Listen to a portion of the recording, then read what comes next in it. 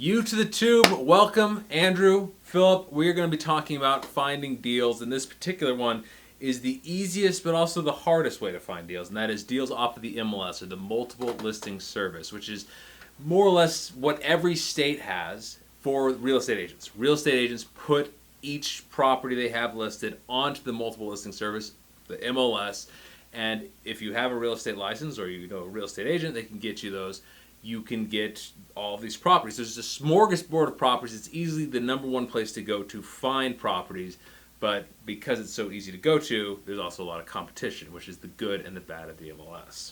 It's a really good place that you kind of need to be if you're going to compete with those on-market deals, because you can use websites like Zillow or Trulia, but their data just isn't quite as accurate. It doesn't get updated quite as quickly. You can't quite do the same things with them, and especially in a market like this, it's so competitive. You need to have every advantage you can to get those little deals. You can't filter them as well. Like Correct. I mean, I think a lot of it does feed in from the MLS to Zillow. Like you see the pictures that are on MLS on Zillow as well, but it's not as easy to filter. It's not as easy to, like in the MLS, you can literally take a tool and as we're showing on the screen right now, put little pins in place and just look at the properties that were in that area over the last couple of years. I mean, in Zillow, there are ways to look at nearby properties over the last 12 months, but again, the data is not as good. It's not as easy to use. But it's in some ways the same thing. I mean, you're looking at listed properties, and the MLS is the best place to go for listed properties. So how do you find the best listed properties that there are? Now, this leads to sort of a second question of whether it's good to become a real estate agent yourself if you want to be a real estate investor, which is worth its own video, and we will do one on. And that there is just a plus. You know, it's what are your goals? What are you willing to do? The biggest advantage of being a real estate agent, really, in my mind, is access to the MLS. You can't have access if you're not an agent. There are other advantages. One, if you're buying a property off the MLS, well, you basically save your half of the commission. If it's a 6% commission, 3% for the seller, 3% paying yourself as being you get a 3% right off the top. If you're going for a BRRRR deal, 75%, well, now you only need 78%. I was about to say 77. That would have been pretty bad math for someone in financial analysis. And then, of course, you can also list properties or represent sellers if you're doing. I know a lot of investors do both. They are both agents and investors. It's a good way to have income coming in while you're investing. It's very like there's flip, and it's one of the best ways to buy and hold real estate is to flip and hold. You flip one to live off of, flip the next one for a down payment, hold the next one. Well, you can be an agent and list properties and get commissions and then buy a property to hold. Now, if you're going to use a real estate agent, you really want to focus on getting an investment-minded real estate agent. Probably worth another video. Not easy to find. No, most agents are not. Most agents are like, oh, it's a beautiful kitchen. Oh, it's a beautiful. Okay, imagine the feng shui that you can put in this room. The feng shui. If you're an investor, you don't want someone trying to sell you on properties, which most real estate agents are trying to do. Yes. You want someone who's trying to find a good investment deal for you. You want an agent that will talk you out of a deal. And we found several that have done. We have an agent here in Kansas City who has talked us out of buying deals before. You want one who's willing to shoot off low balls. So those are things to look for, whether you're going to consider becoming an agent, whether you're going to find an agent. If you're going to consider becoming an agent, you got to remember there's classes and cost. In Kansas City, it's 72 hours plus a test, and there's a couple $100 in fees, and then you've got continued education. Plus, you've got to disclose to everyone that you're talking to. If you go to a direct to seller, you've got to tell them I'm a real estate agent, and there can be concerns if if you should be listing the property, you're kind of walking a little bit. If you don't do things correctly, you're liable for certain things. You got to be careful of that. And there's time is money, a lot of time, and just other costs. You actually have to pay for the access and things like that. But it can really be a great source for things. It's a wide net for leads, and it really kind of depends on what your goals are.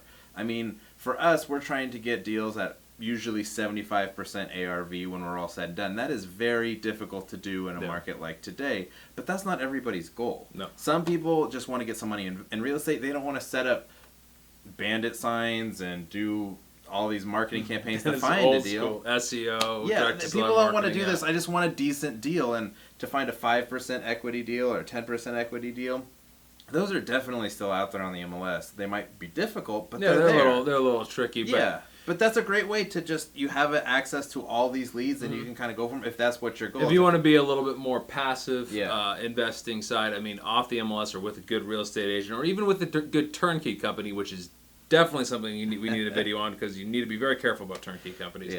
But yeah, it's the MLS is a place that if you're careful, you can definitely find those 5% deals, those 10% deals. This market is a little tricky, but we found a bird deal, like, every once in a blue moon in this market on the MLS. So it's those 5 to 10% ones are there, and if that's what you're satisfied with, if you're working a good job, yeah, just work off the why not? MLS and get those decent deals while you're not trying to spend all your time and energy getting those super good deals. But we've actually bought a ton of properties on the MLS. I would say most, other than our portfolios, which weren't on the MLS, most of the houses we bought have been off on the MLS, particularly in the early going. In 2011, 12, 13, 14, even 15 and 16 to a degree, there were a ton of properties, particularly in Kansas City, on the MLS that were good to go. Now, this is where this very, very academic, scholastic chart. It's in journals. Yeah, it's in lots of the best journals, the Economic Forum, Journal of Science and stuff. In a bad market, REOs are plenty, particularly after the financial crisis. There were tons of REOs. We would take trips out with our investment-minded real estate agent. We would look at 15 properties. We'd make offers on 13 of them, and we'd buy 2. Yeah. Or something like that. We do that on twice a week. Yeah, twice a week or something on good weeks. I mean, we bought 54 houses in 2013. Yes. And they were almost all. I think they were all one. They're all ones, except for like one package of 2s. And so now those days are gone because fortunately, mostly, we've moved up to a good market. And a good market is slim pickings on the MLS. Now, eventually, it will go back down to this. It probably won't go back to what it was after 2008. Yeah, that was pretty unique. That's a pretty unique situation. It might be a once in a lifetime. Probably, hopefully, it's a one. I mean, not for us. Yeah, it was sort of for us, but probably, hopefully. And it's not just REOs. There's also more fixers. We saw a lot of houses that had half-finished basements. A lot of them were REOs. Some of them weren't. Out-of-state absentee owners who were desperate to get rid of properties who listed them. Short sales, people who had too much of a loan on their property to sell it at market because the market had gone down, and the bank was willing to take a discount. We used to specialize in short sales back when we were flipping houses in Oregon. And I mean, that's sort of a specific thing you've got to negotiate with the bank, but that's a possibility as well. There's just more opportunities. More people want to sell more. Banks are almost definitionally motivated sellers. In a buyer's market, I mean, there's the definition of buyer market is there's more buyers than sellers in a sense. So you're the wanted commodity. Yeah. And so there's deals out there to be had, and there's people trying to attract the buyers. And so you're the one out there trying to be wooed, and they woo you with good prices. Yeah. And there's deals that fall through the cracks, a lot of them, and you can pick those up. And we are in a balanced market that's not buyers or sellers. Is considered 6 months of inventory. The last month of sales, how many months of that before you get rid of all the inventory. Yeah. We are currently, last I checked, and I think this was before the recent inventory tightening, it was 3.1 months. So we are way in a seller's market. Yes. Slim pickings, but we still find a couple. Yeah. And it's usually things like this. We found 2 this year. One was a major rehab. Now, this one is going to be a little bit tight. We're not going to quite burr on it. And when you do a major rehab, you definitely want to burr. It's always disappointing. Yeah. But still, this one kind of seemed like it fell through the cracks. It was a kind of an odd property. I think people didn't really like it because it was odd, and it was 2 beds and 1.5 bathrooms, but the weird thing was you could only get to the full bathroom from one of the bedrooms. Yeah. Which means that the person in the other bedroom would have to go through that bedroom into the bathroom. But you can redesign it just slightly and make that bathroom accessible, and that makes the house go from super awkward to kind of awkward. Yeah, so we created the equity. Yeah, we created the equity. There. They're usually going to be big rehabs you want to be not for newbies. Big rehabs, not for newbies, where you're going to have to do some value add and maybe be a little creative. Maybe it's something like when we'll do student housing, where what our father used to do, a house that was on the edge. Could be a student house, but it wasn't. It was being rented to families, and he'd buy it and he'd turn it into a student house, which you could rent by the bedroom and get higher rents for. Something like that. A value add that you can do that other people can't do is going to be an opportunity you can find on the MLS. Definitely. The other one slipped through the cracks because it was mislisted. And this happens occasionally. You want to keep your eyes open. Yeah. It was listed at 420 square feet, something like that. And the reason was because they didn't have the addition to the house that was put in a long time ago. I don't think it's permitted, but it's grandfathered in. And so you had this house that looks like, okay, this, nobody's going to look at this. It's 400 square feet. That's a box. That's this room that we're currently in, more or less. But when you add the addition, it was close to 700 square feet. And so we got that house and that one Bird. It was a small project. So you got these missed listings. You've got these big rehabs, but you got to be fast. Yeah. Another one I remember a while ago that you found, the listing said it had a lot of foundation issues, and then you went and looked at it like the first day, and there was nothing there, so we snapped it up the first day. That was some time ago, but that is but I mean, that was a combination of, a slight mistake on the listing, and then we were really fast to get there, and that's what you have to do. You have to kind of find ways to weasel your way into the few deals that are there. And you've got to be quick, because I mean, even if it's mislisted, you're not going to be the only one who catches it. Or you might have to go highest and best, and make sure not to get too aggressive with that. If you go highest and best, it still needs to be a really, hit your mark, your highest number. And so if you lose out, buying, you don't win by buying a property. You only win by buying a good deal. Yeah, that's correct. Although I would say the biggest loss is never buying properties, if that's what your goal is and trying to create wealth. But I mean, a great thing about the MLS is you never don't want leads coming in. I mean, the more leads you find, the more opportunities you have to get good properties. I feel the need for leads. All right. Nah. Okay.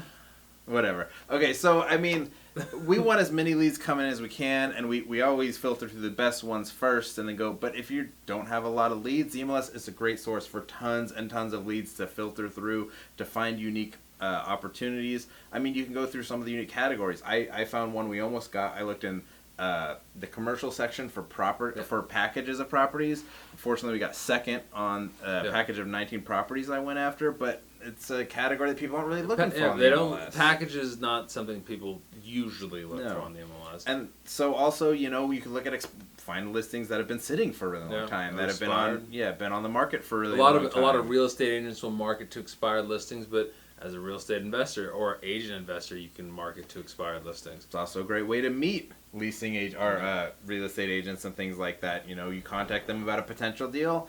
They don't have that deal, you don't get, but you start working with that agent. They have another one they're about to list, and you can kind of get in with them on that one. So there's other ways to kind of create opportunities out of the MLS. And just if you don't have a lot of leads, the MLS just gives you they're not the greatest ones, but you have so many, you have a base to work from right there. Generally speaking, though, the MLS is only good, or at least really good, for finding deals in a bad market. That's when you have an overflow of properties, not enough buyers, and those motivated sellers, and often banks with REOs or the like, are available, and you can start to pick those up, especially if it's a really bad market like it was after 2008. The biggest advantage of the MLS in general is the ability to comp properties, to find the value of properties very easily, much better.